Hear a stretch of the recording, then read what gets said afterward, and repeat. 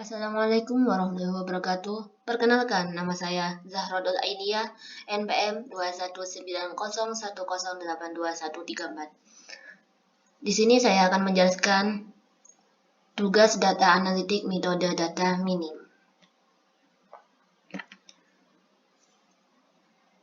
Saya memilih metode prediktif, yaitu metode yang pertama, metode classification.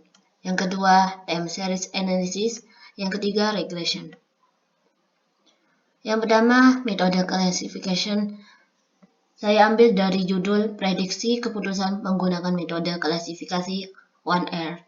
Nama penerbitnya Bahrawi As'ad, tahun 2016, negara Indonesia. Teori 1R adalah algoritma klasifikasi sederhana yang membangun pohon keputusan satu level atau tingkat. 1R memperlakukan nilai numerik atribut sebagai nilai kontinus dan menggunakan metode sederhana untuk membagi cakupan nilai ke dalam beberapa interval terpisah.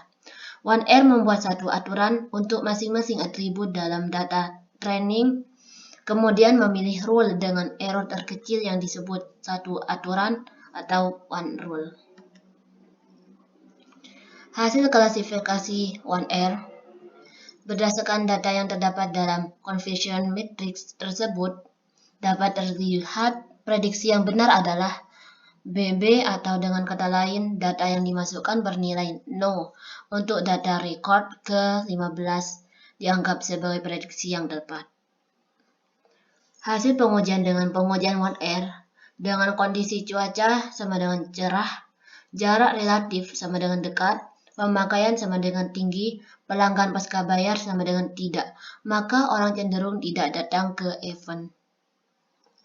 Kesimpulan, percobaan yang dilakukan dapat membuktikan bahwa pola kejadian yang terjadi pada kejadian real dapat ditransformasikan dan diprediksi dengan menggunakan mesin pembelajaran.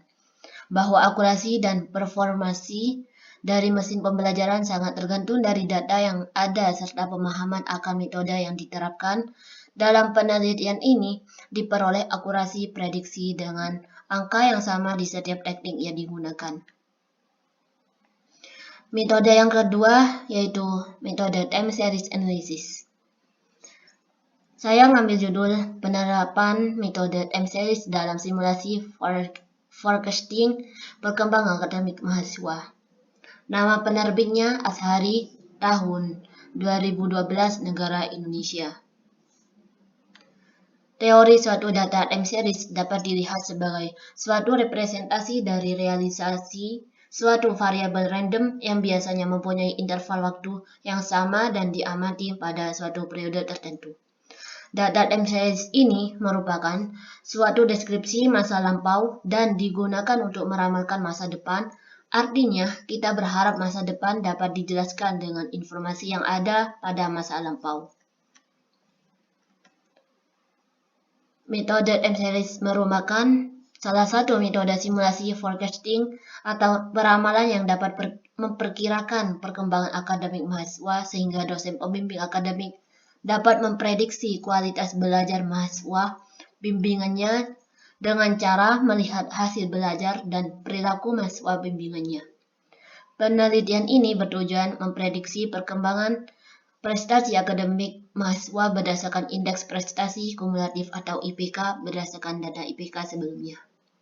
Metode yang digunakan dalam melakukan forecasting ini adalah time series dengan teknik peramalan nilai terakhir atau last value, nilai rata-rata atau average, dan rata-rata bergerak atau moving average. Metode ini dipilih karena cukup sederhana sehingga proses prediksi tidak memakan waktu terlalu lama. Hasil pengujian menunjukkan bahwa teknik forecasting last value dan average lebih cenderung sesuai dengan prediksi IPK mahasiswa, kecuali untuk beberapa kasus mahasiswa yang mengalami masalah lain yang bersifat non-akademik. Kesimpulannya, berdasarkan hasil penerapan metode time series dalam simulasi forecasting perkembangan astagfirullah. Ya Allah.